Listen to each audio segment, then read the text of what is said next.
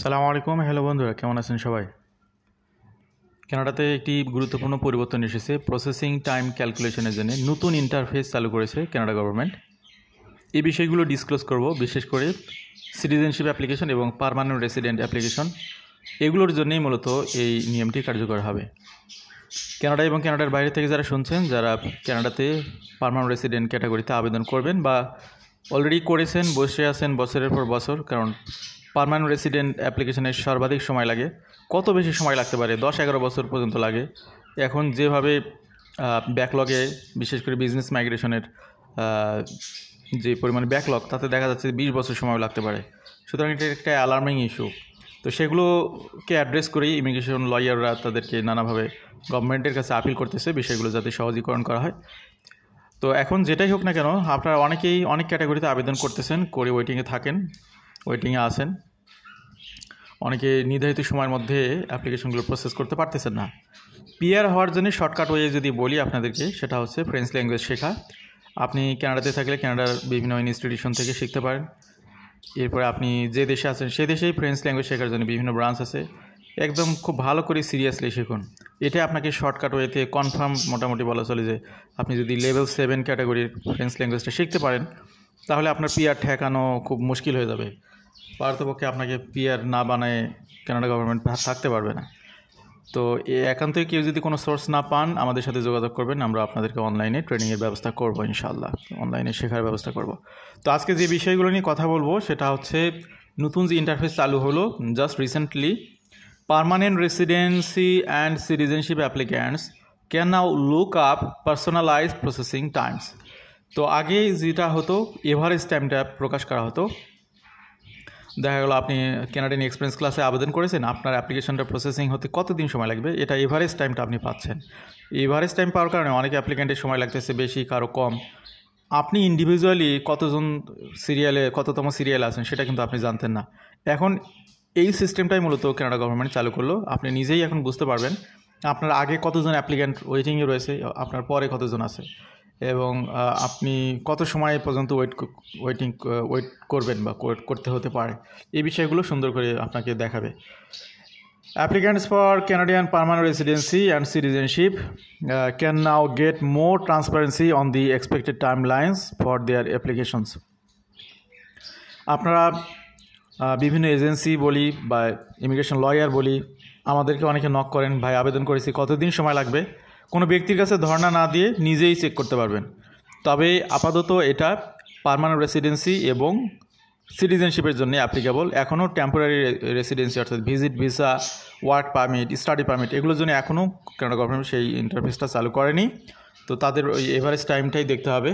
Immigration, Refugee and Citizenship Canada has updated its online application processing tool, enabling applicants to look up when they can expect their application to be processed, adjusted based on when they submitted their application. The application place in the queue. এই দুইটি বিষয় দেখা যাবে। একদম new applicant হলে আপনি যে ক্যাটাগরিতে আবেদন করতে যাচ্ছেন, ধরুন আপনি আইটিআই পেলেন, আপনি যে ক্যাটাগরিতে আবেদন করবেন এখানে আপনার সামনে কতজন আছে এবং প্রসেসিং টাইম কত লাগবে, একদম ফ্রেশলি আপনি দেখতে পারবেন। যদি আপনি অলরেডি অ্যাপ্লাই করে থাকেন তাহলে আপনি কতজন আগে পরে আছেন সেটাও দেখতে পারবেন। Prior to this update, PR and citizenship applicants could only see an average processing time depending on the application type selected, and this time did not take into account the date on which they had submitted their application. The interface for temporary resident applicants remain unchanged. How has the IRCC processing tool changed? তো এই processing টুলগুলো কীভাবে change হলো, কীভাবে কাজ করবে? The IRCC processing tool has been updated to feature 2 questions under certain application types, allowing you to gain insight into where your application stands in the inventory. তো এখানে আপনাকে 2টা প্রশ্ন করা হবে। Have you already applied? আপনি কি ইতিমধ্যে আবেদন করেছেন? আপনি যদি করে থাকেন তাহলে তো ইয়েস টিক দেবেন, আর যদি না করে থাকেন তাহলে নো দেবেন। দুইটারই রেজাল্ট পাওয়া যাবে। সেকেন্ড প্রশ্ন, আপনি যদি অ্যাপ্লাই করে থাকেন, কবে অ্যাপ্লাই করেছেন? When did you apply? Here you can input the year and date. আপনি এখানে কোন বছরে কোন মাসে আবেদন করেছেন সেই ডেটটা এখানে সেই সময়টা বসাবেন। Scenario 1, you have already submitted an application. এবার প্র্যাকটিক্যালি এক্সাম্পল দিয়ে আপনাকে ধরুন যে একজন ব্যক্তি you select yes for question 1 and then input the date you applied for question 2. The web page will show you the estimated time remaining until a decision is made on your application depending on when you applied. আপনি কখন আবেদন করেছেন তার উপর ভিত্তি করে আপনাকে একটা অ্যাজাম্পশন দেওয়া হবে যে আপনার ডিসিশনটা পেতে কতদিন সময় লাগবে, how many people ahead of you in the processing queue for the selected application type, and the total number of people who are currently waiting on a decision. Further, the tool now shows for comparison purpose the processing time for those applying now. এবার আপনাদেরকে একটা fictional example দেই। মে 2025-এ Shelley নামের একটা মেয়ে economic immigration ক্যাটাগরিতে সে আবেদন submit করে আটলান্টিক ইমিগ্রেশন প্রোগ্রামের জন্য। তো 16ই অক্টোবরে সে যখন নতুন যে ইন্টারফেস চালু হলো সেটা নিয়ে চেষ্টা করে দেখলো যে তার কী অবস্থা, সেখানে সে যেটা দেখতে পেলো সেটা আপনাদের সামনে এখানে শেয়ার করলাম। She wants to see how much longer she must wait for decision to be made on her application. এখানে দেখুন ইন্টারফেসগুলো কীভাবে আসবে। This what she would input the checking the processing times for this application type, select an application type, economic immigration দিতে হবে, সে যেহেতু economic immigration ক্যাটাগরিতে আবেদন করেছেন। এখানে কিন্তু ইকোনমিক ক্লাস, বিজনেস ক্লাস আবার বিমানের টিকিটের মতো কিছু বুঝবেন না। এখানে ইউজুয়ালি যারা স্কিল মাইগ্রেশনে আবেদন করেন সবাই স্কিল মাইগ্রেশন, বিজনেস মাইগ্রেশন এগুলো সব ইকোনমিক ইমিগ্রেশন পিআরের জন্যে। আবার যারা স্পন্সরশিপ, ফ্যামিলি স্পন্সরশিপে তাদের ক্যাটাগরিটা ভিন্ন, রিফিউজি ক্লেম করেন তাদের ক্যাটাগরিটা ভিন্ন। তো which economic class application Atlantic immigration program, have you already applied? Yes. When did you apply? May 2025। এবার তার প্রেস করার পরে যে সময়টা পাওয়া গেল, after pressing the getting processing time Shelly would be informed of the following. তো তার এখন আরও 26 মাস সময় লাগবে। তার সামনে 9,500 জন পিপল আছে। টোটাল নাম্বার অফ পিপল এখানে ওয়েটিংয়ে রয়েছে 13,100। Processing times for people applying now, এখন আটলান্টিক ইমিগ্রেশন প্রোগ্রামের জন্য প্রসেসিং টাইম দেখাচ্ছে 37 মাস। তো এখানে এত টাইম কেন লাগতেছে? কানাডা গভর্নমেন্ট আগে আটলান্টিক ইমিগ্রেশন প্রোগ্রামে আপনার অ্যানুয়ালি প্রসেস করতো প্রায় 7 থেকে 8,000 অ্যাপ্লিকেশন। এবং পিএনপি নমিনেশন বা পিএনপি প্রোগ্রামে কোটা 50% করে দেওয়ার কারণে এখন যেটা করতেছে যে বছরে তারা হয়তো 3-4 হাজারের বেশি আটলান্টিক ইমিগ্রেশন প্রোগ্রামের অধীনে পিআর ভিসা ইস্যু করবে না, যার কারণে আগে যারা আবেদন করেছে তাদেরকে ওয়েটিংয়ে রেখে ওখান থেকে অল্প অল্প করে তারা ছাড়তেছে, ভিসা দিচ্ছে। এর ফলে কি হচ্ছে, আপনার ওয়েটিংয়ের লোক সংখ্যা বাড়তেছে, যার কারণে কিন্তু এই সময়টা এই 37 মাস আপনারা দেখতে পাচ্ছেন। এখানে ধরুন যে 13,100 জন, তো এই 13,100 বছরে যদি 4,000 করে হয় তাহলে দেখুন যে আপনি অটোমেটিক্যালি 4,000 করে হলে আপনি তাহলে 13,100, তার মানে এখানে দেখতে পাচ্ছেন যে অটোমেটিক্যালি 36 মাস, 3 বছরের তো বেশি লাগতেছে। এইভাবে মূলত টাইমগুলো ক্যালকুলেটেড হচ্ছে। আটলান্টিক ইমিগ্রেশন প্রোগ্রামটা আরও একটু ক্লিয়ার করি। দেখুন এখানে আপনি এই যে ইমিগ্রেশন ইন্টারফেসটা দেখুন, আপনি কানাডা গভর্নমেন্ট ওয়েবসাইট থেকে যেটা দেখতে পারবেন, Atlantic immigration programme estimated time left, এটা ওই ব্যক্তির জন্য, ওই ব্যক্তির সার্চের আলোকে 26 মাস তার জন্য এখনও ওয়েটিংয়ে রয়েছে, মানে 26 মাস আরও সময় লাগবে। পিপল তার সামনে রয়েছে 9,500 জন। Total number of application waiting in decision 13,100। People applying now, অর্থাৎ এখন নতুন করে যা আবেদন করবে তাদের সময় লাগতে পারে 37 মাস। তো এই সময় বেশি লাগাটার কারণই হলো কানাডার পিআরের কোটাটা কমে দেওয়ার কারণে এখানে বছরে আপনার পিআর ভিসা ইস্যুর সংখ্যাটা কমে গেছে। Scenario 2, you have not yet submitted an application. তো এখন দেখা গেল যে আপনি এখন ভাবতেছেন যে কানাডাতে আপনি আবেদন করবেন পিআরের জন্য, এখনও ডিসিশন নেননি। হয়তো আপনি আইটিও পেয়ে গেছেন, কারণ আপনি একদম জিরো থেকে শুরু করবেন না, পিআর পেয়ে যাবেন, এত সহজ না। পিআরের রাস্তাটা এত সহজ না। It is so much critical right নাও।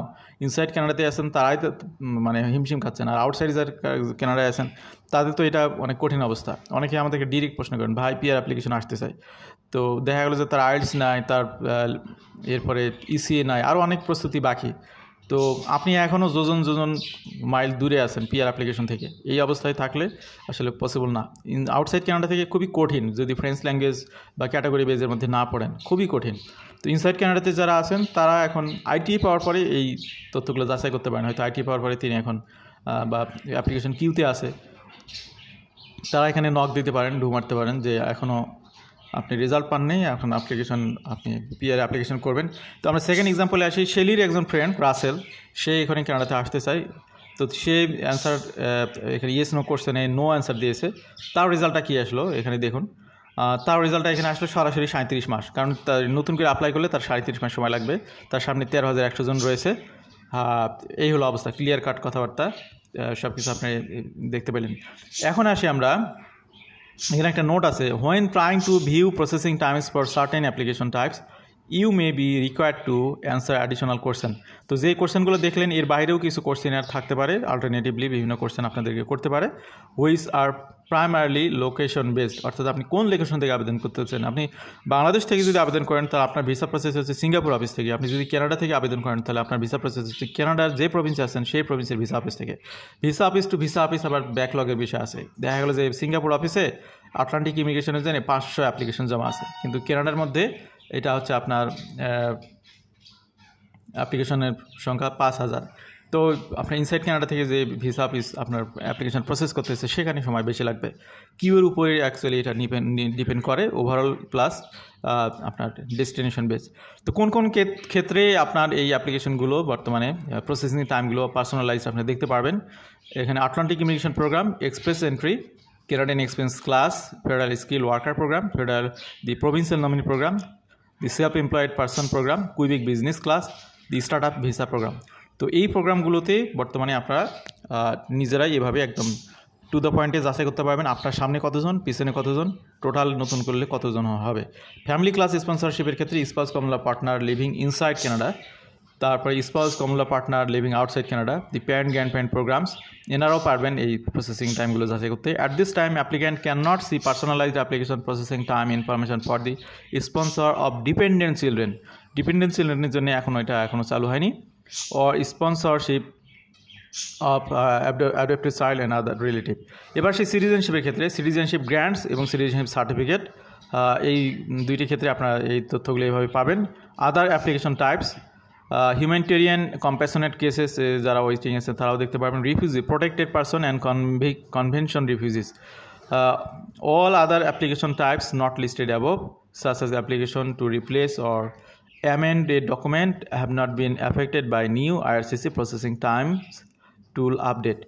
এখন দেখা গেলো আপনাকে যে সময় দেখাচ্ছে আপনি 26 মাস দেখলেন আপনার সামনে আছে, কিন্তু কোনো কারণে এটা আবার বেশি লাগতে পারে। যদি আপনার কোনো অ্যাপ্লিকেশনে কোনো ডকুমেন্ট নিয়ে সন্দেহ হয় ইমিগ্রেশনে, তাহলে বেশি সময় লাগতে পারে।